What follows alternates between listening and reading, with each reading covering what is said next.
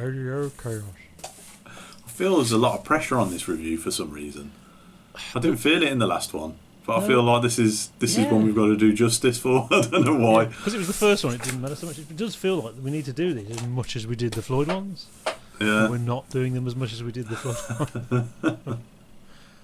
Radio Chaos. There it is, that one. Yeah, interesting cover. Look, and then I assume that's Morse code, because he thinks all transmissions are sent in Morse code. Yeah, so the story, because really that's the problem with this album, is it's about the story, really, of what happened. Pink Floyd continued without Roger Waters, so they took, the concept of absence was taken literally. So once again, only this time there's now no songwriters in the band, so they produce this empty 80s booming drums album with nothing, with great guitar solos. It's like the ultimate expression of 80s-ness. The sort of the guy who's like the essence of the band, the sound of the band. He's allowed to be there for PR purposes, but doesn't contribute to writing and barely plays at all. I think he's on like 3 bits somewhere hidden in the album. The drummer doesn't play at all. He's not on it. It's like the ultimate 80s thing, So surely the band's main songwriter, what he's doing at the same time, will be coherent and not 80s commercial schlock. Pros and Cons was like an old project, and it ended up just being samey because he'd reused those bits again, hadn't he? I'm sure that's what had happened. So now he's got the blank slate. He's left Pink Floyd. He's got something to prove. So he won't make a bland album. Surely he'd come up with something really good, wouldn't he? No. It's an 80s bland album with soft, catchy tunes and booming drums. Yeah, he did that. It is concept album. I'll do that. I'll try and explain the concept now. It's a radio show playing songs, which is a great idea. But there's this whole story behind it. So you've got Billy, a deaf, dumb, blind kid whose magic computer radio powers help him communicate with control the internet or something. Instead of playing a mean pinball, he phones into the radio show. Okay, and his brother, who's I think a minor, gets sent to prison for protesting against Thatcherism, and the implication being that he was framed for murder during this protest. So that's what happened. And then the response to that is Billy, the deaf, dumb, blind kid, tries to start World War III in a kind of Electric Dreams meets War Games thing, but then thinks, nah, on a radio show in 8 songs. So, yeah, that would have been my intro had I not listened to it. But I mean, having, I bet I've said words to that effect before about what Radio Chaos ended up just as banal as bloody Momentary Lapse of Reason. I've heard this album a lot. I remember hearing Radio Waves for the first time and being horrified. The reason I know it so well is I bought it in the 90s, I think. From when if you bought an album, then when you couldn't afford an album. So when I bought an album in those days, I had to listen to it. It was compulsory, But I've listened to it again, and that is harsh. I mean, everything I've just said is true. It is an 80s album with soft, catchy tunes and booming drums. And it's not, to coin Roger Waters' phrase, a fucking masterpiece. But it has proper, well-written songs and does have a proper concept. So, it has merit. It has songs on it. I think not getting Bob Ezrin, which we'll talk about, and obviously trying too hard to make an actual full character-driven narrative, which includes everything he wanted to say, which we'll also talk about, means that it is definitely flawed, and Roger himself says it's flawed. I mean, if Roger Waters himself says it's flawed, So my reappraisal, it's cartoon Roger Waters, and if you aren't feeling cynical, it's cheesy good. It's not good, but it is cheesy good. And if you're in the right mood for it, that's okay. That's acceptable, as long as you know what it is. And maybe the message about communication is really relevant. now, and he made it in 1987. The songs are quite nice. It's definitely better than Momentary Lapse of Reason, by virtue of having songs. The real point is, he's switched back again. He alternates between something universal and something very personal. And I think it's like he's so narcissistic, and he's obsessed with his personal experience of his dad dying in the war and all that stuff. But that's actually the thing that gives him empathy, and he can channel that stuff into actually writing stuff that's broader. So this is the dark side rather than the Wish You Were Here, because it's broader. It still didn't sell though, but and I think that's what it is. That's why it's getting more of a pass than it should from me, because it has songs on it and he can write songs. It's an alright 80s sellout album. Better than Invisible Touch. Worse than So. But saying it's better than Genesis's worst album is damning it with faint praise, isn't it? There you go. Yeah, tricky one this. When I looked up the concept, my jaw dropped, sort of thing. Flipping heck. Into one album because he needs to say everything to prove to everyone. How long is it? You got to remember, it's sort of like, okay, so let's talk about the concept. Yeah, the concept is extremely political. Yeah. It is personal to him in the sense that it's sort of a statement of his politics.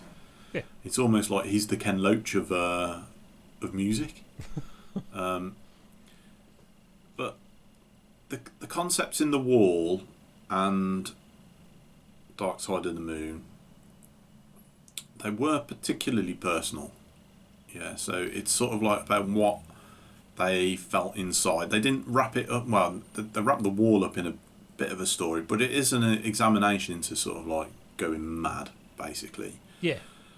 But it's not explicit. It's open to interpretation, is The Wall. That's the thing. There's enough in The Wall for it to resonate with everybody. Yeah.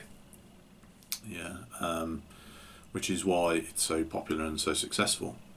And The Wall isn't as this is much more accessible than The Wall, obviously. Yeah.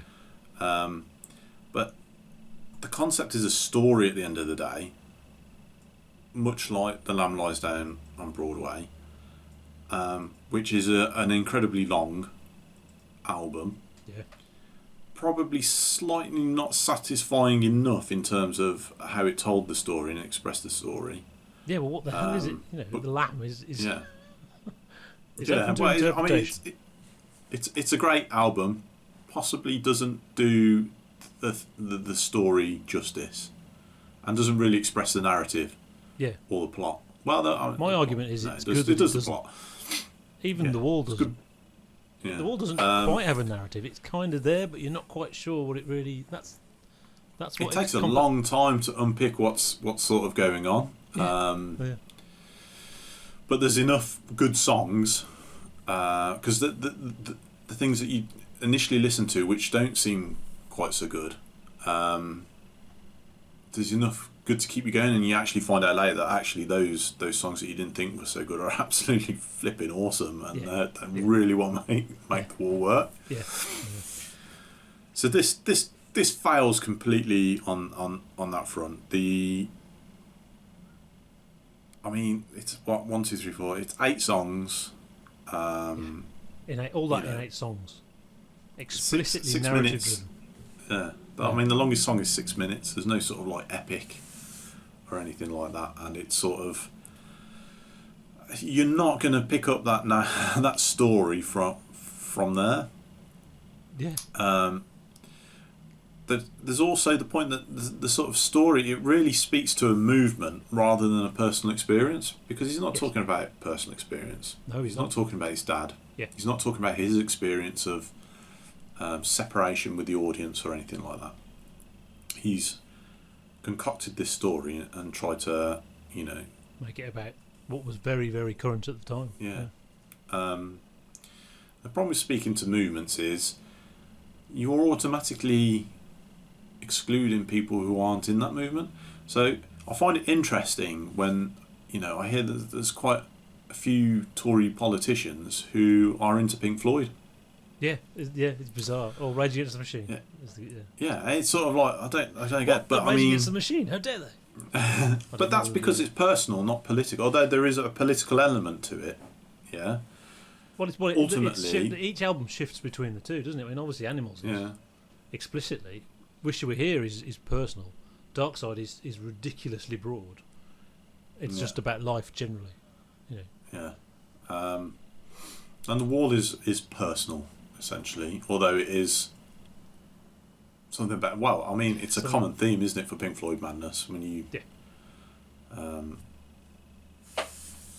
when you look at their good albums, anyway. That's what makes The Wall so special, though, isn't it? And an incredibly personal, incredibly specific experience became something very broad and not, Yeah. So the zenith, is Zenith the top of the curve? Is that the zenith, or is it the nadir? Is the nadir the bottom? Okay, so the zenith of this album is quite a whoa, and apparently there was going to be a film, for this, and it actually, as a film, it sounds really, really good. That's the thing. I think there was more talk of there being a pros and cons film than a film of this. No, this is actually quite a good story for a film. It's actually a story for a film, not an album. Yeah, that's the thing. The zenith of this, which is 4 minutes, I think, is the song. Yeah. You compare this to the trial on the wall. Yeah. There's just absolutely no comparison. You have got no concept of what he's talking about there, and no sort of experience of it. Yeah. So as an expression of the story and the concept, I think it fails. Yeah. You're right. He is a songwriter, so there are actual songs here. Yeah. And which makes it infinitely more interesting than anything that Floyd did in the 80s. Just say it's nothing. That's what it is. Yeah. I know they had Nothing Part 2, Nothing Part 17 with Momentary Lapse of Reason. Nothing with a good music video. So I mean, in terms musically, it's not a triumph, but I mean, it's good. Yeah. Considering the situation Roger Waters was in, he's left Pink Floyd. Pink Floyd had just got to put their name on anything, and it will sell a certain amount. There's sort of like a baseline that it will sell, and it's shed loads. Yeah. He's walking away from that now. He's, in one sense, he's got to prove himself right, because that's the kind of person he is. Yeah. And he's got to make sure he's got a future in music. So he's got to produce something with some commercial viability that's actually profitable. Yes. And that's where the problem lies. And this is where the problem lies. And it kind of it affects the tone of the album a bit. There's actually a positive slant to this. Yeah. Which you don't get from Roger Waters that much. But I don't know if that was the idea of that was we're going to try and make this a little bit more commercial, so I can get some sales behind me, and then we can get this thing rolling, and I can go off and be. It must be. He must have planned to sell as much as Pink Floyd with this album. From it's his 90125. So 1987 by Whitesnake. It's his 80s sellout album. It's that album. It's Momentary Lapse of Reason. Yeah, but he's not coming from a position of having big sales, and he's not cashing in a sense. What he's trying to do is create momentum so he can go off and do what he wants to do, and to do that he needs a hit, basically. Yeah, but he also had to do that without compromising, so he's put everything else in there as well. Everything he needed to say is in there as well. Yeah. All in 40 minutes. Yeah. So it's a decent album. It is interesting. Anything that Roger Waters is going to do is going to be interesting. Yeah. It is a failure in terms of well, what he was trying to achieve, but it's successful in the sense that he's proven that he can write songs, and that he was the he was the songwriter, and it doesn't sound like Pink Floyd. It doesn't even. It doesn't sound like even The Wall, The Final Cut, and Pros and Cons. It doesn't sound like that either. Yeah, I mean, I do find it. So the Roger Waters stuff, the vocal, and Roger Waters vocals, it gets a little bit. It needs something else. It needs David Gilmour, basically. Yeah, he needs his voice and his guitar. Yeah. And actually, I mean, Paul Carrack, from Boring Mike and These Boring Mechanics, I think he's perfect. Actually, I think he's absolutely perfect. And, he sings on one song, but live, he did Money and he did all these songs, and I think actually that was a good way of doing it because it's different. It is an 80s R&B kind of, that thing. Mm-hmm.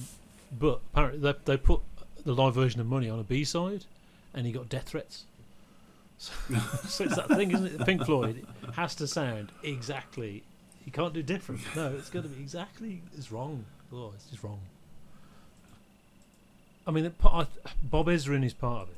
He tried to get. Well, we all know the story. But he asked Bob Ezrin. He said, "Right, come to England for 2 months or 3 months, and we'll help me make my album." And he says, "Well, my family live here in, I think he lived in LA or wherever he lived." But Roger was not going to compromise. He was going, right, okay, well, I need you to come here at this time. And to be fair, Bob Ezrin did agree to do it. Then his wife sort of basically broke down and said she couldn't cope with going. She didn't want to go and all that, so he couldn't go. And then he says a week later or 3 weeks, I can't remember how many weeks. I think the amount of time has changed. Mysteriously, Dave Gilmour rung him up and said, "Well, you can do my album, but we can compromise. We'll do a bit of it over here, and then we'll do a bit of it over there." So he went and did that instead. So obviously that, I don't think him and Bob Ezrin have spoken since. I don't think they really. Yeah, I think so. And he needed a Bob Ezrin because he'd already worked with Bob Ezrin. However awful that was. Apparently Roger Waters did apologise to him about how much of an arse he was on The Wall because he was going through whatever he was going through. And actually, Bob Ezrin would have been able to say to Roger, "No, this is not. You need to do this, and you need to do this," more than some other guy. I can't remember the name of the other guy he got in because obviously by now everybody is terrified of Roger Waters. Apparently, the problem with the band is that he can't. It's a little bit like that the famous Trogs, the Wild Thing band, the Trogs, recording everything in the studio, saying, "Right, play no, not like that. Play it properly." And he can't explain it. And it goes on and on. It's funny. And to a certain extent, I think there's an element of that. You think Roger Waters with his megaphone, they're trying to learn the songs. You play it, and they just have a bit of a jam now. Not like that. Play it like You can you can imagine he can't tell them, do 5 bars of something. What do you mean something? Like that thing, the doodle doodle. It's funny how Pink Floyd, almost the same time, slightly after, I think, the three of them, I mean, they didn't really have a leader. Gilmour was the leader. He didn't want to be. Not really. They couldn't remember how the songs went. So they had to get Bob Ezrin back after they'd made the album to be Roger Waters standing at the back shouting with a megaphone. This was quite funny. So yeah, Roger himself admits he tried too hard to make it sound modern and current, and that was the pinnacle, the very wrongest time to do that. Yeah. And a different producer, I think Bob Ezrin would have been the answer to that not being a problem. It would have still sounded 80s and all that, because Momentary Lapse does, but I think he might have persuaded Rogers to cut down the narrative a bit, make it into 2 albums or something, keep it simple, I like some of the songs, if I'm honest. That's the problem. I mean, some of them are ridiculous 80s booming, but I like Sunset Strip. It should have been a single, and in there you hear the 80s R&B-esque pop, like Sledgehammer, like Back to the Future music. What's the band called? Huey Lewis and that kind of stuff. Is and Bob Ezrin would have picked up on that, I think. And if they pushed that, and that was the first single, that might have been a hit, and things would have been very different, maybe. And you've got Tide is Turning. Oh. Yeah, I mean, epic ballad. When has Roger Waters ever really written a single? He wrote Money, and Another Brick in the Wall. How many years before that was this? Yeah, true. Yeah. I mean, Pink Floyd never really did singles, did they? And Another Brick in the Wall was a bit of a, They'd looked out there, didn't they? Yeah, well, he'd written this horrible shouting thing, and Bob Ezrin put a dance beat on it. And then... Ooh, look, Walking Hammers. I think it was Bob Ezrin as well that suggested that putting the kids singing on it as well, and they realised what they'd done, and it was just so perfect to have a number one single of a drone of kids around the country singing "We Don't Need No Thought Control." But Money is their most famous song, isn't it? And that's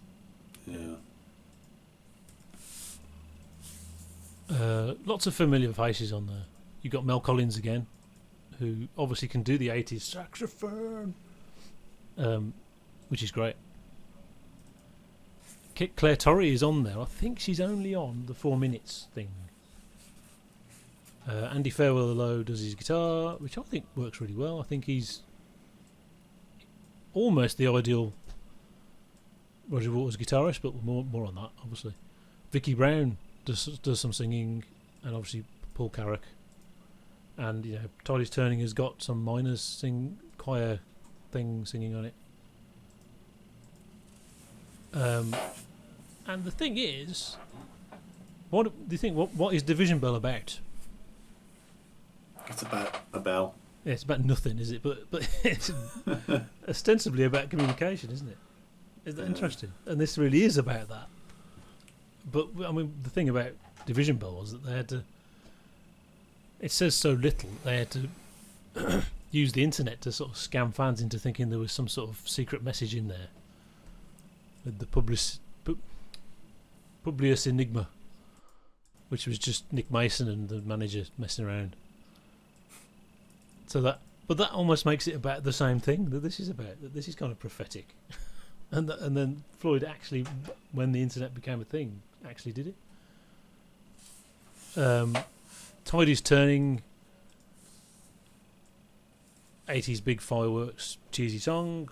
On the album works, it's a ballad, etc.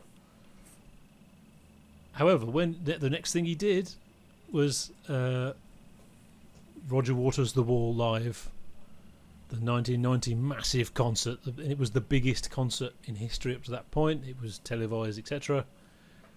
And they didn't play Outside the Wall. They played Tide is Turning instead, which is now just sacrilegious. It's just, oh God! What are you doing? Yeah. And strangely, obviously, when he did it in 2011, he put Outside the Wall back. But it does kind of make sense, given the setting. In the setting, yeah. It's after Live Aid, So, but then, what does the Wall have to do with that Live Aid setting? That was a problem, particularly they're playing in no man's land in Berlin. All the sort of imagery in the wall and all that, which has nothing to do with any of that. And they didn't play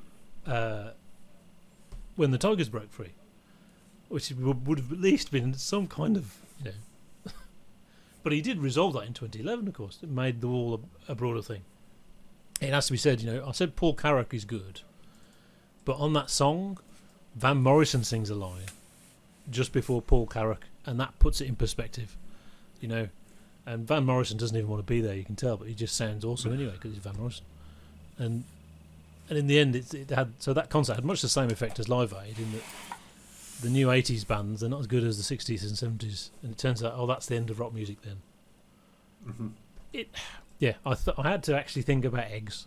It is 3 eggs. Of course, it's 3 eggs.